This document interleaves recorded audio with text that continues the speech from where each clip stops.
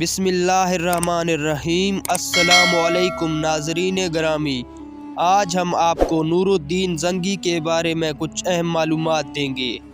اگر آپ نے نور الدین زنگی پارٹ 1 نہیں دیکھا تو ہمارے چینل پر موجود ہے، وہاں جا کر دیکھ لیں اور ہمارے چینل کو سبسکرائب کریں، ساتھ گھنٹی والے بٹن کو دبائیں۔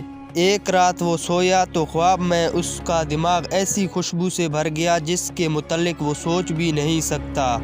پھر اس نے دیکھا کہ وہ سارے نبیوں کے سردار حضرت محمد مصطفیٰ صلی اللہ علیہ وسلم کی خدمت میں کھڑا ہے اور حضور پاک صلی اللہ علیہ وسلم ایک طرف اشارہ کر کے فرما رہے ہیں، نور الدین، یہ دو شیطان مجھے تنگ کر رہے ہیں، ان کی برائیوں کو ختم کر دے۔ نور الدین کی آنکھ کھلی تو وہی خوشبو ہوا میں موجود تھی۔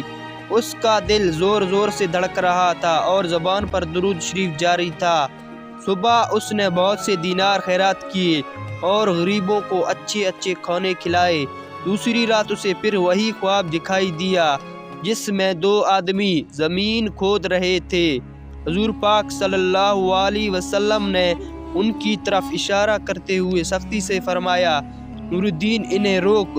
جب اس کی آنکھ کھلی تو وہ بہت زیادہ رویا، اے میرے آقا، میری جان آپ پر قربان، یہ کیا راز ہے؟ میرے جیتے جی کوئی آپ کو پریشان کرے، یہ کیسے ہو سکتا ہے؟ وہ جانتا تھا کہ اس کا خواب سچا ہے، کیونکہ دنیا کی کوئی اچھی یا بری ہستی حضور پاک صلی اللہ علیہ وسلم کی شکل مبارک اختیار نہیں کر سکتے۔ ساری رات اس نے رو رو کر نفل پڑھنے میں گزار دی۔ صبح اس نے پھر خیرات کی اور غریبوں کو کھانا کھلایا۔ سارا دن اسی بے چینی میں گزرا، وہ کسی بھی لمحے اس خواب کو بھول نہ پایا۔ تیسری رات بھی جب اس نے وہی خواب دیکھا، تڑپ کر اٹھ کر کھڑا ہوا، ضرور مدینے میں کوئی گڑبڑ ہے۔ یہی سوچ کر اس نے فوراً اپنے چند خاص آدمیوں کو ساتھ لیا اور اسی وقت مدینہ روانہ ہو گیا۔ دمشق سے مدینہ تک کا سفر 25 دن کا تھا، مگر نور الدین تو اڑ کر وہاں پہنچ جانا چاہتا تھا۔ وہ صرف نماز کے لیے گھوڑے سے اترتا، باقی دن اور رات کا زیادہ حصہ وہ بس سفر کرتا رہتا۔ اسی طرح وہ دن مدینہ جا پہنچا۔ سلطان نور الدین زنگی کی اچانک آمد پر اہل مدینہ حیران رہ گیا۔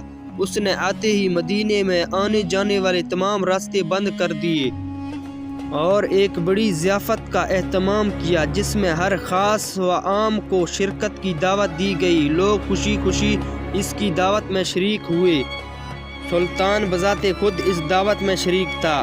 وہ کھانے میں مصروف لوگوں کے درمیان گھوم پھر کر ان کی خیریت پوچھتا اور انہیں غور سے دیکھتا بھی جاتا۔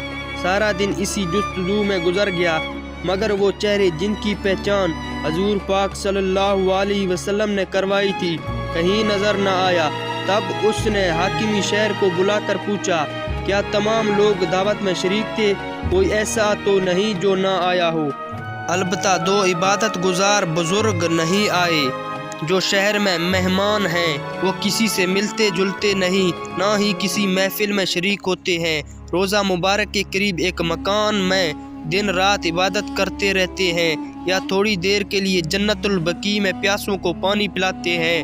بہت خوب، انہیں فوراً حاضر کیا جائے۔ سلطان نے حکم دیا۔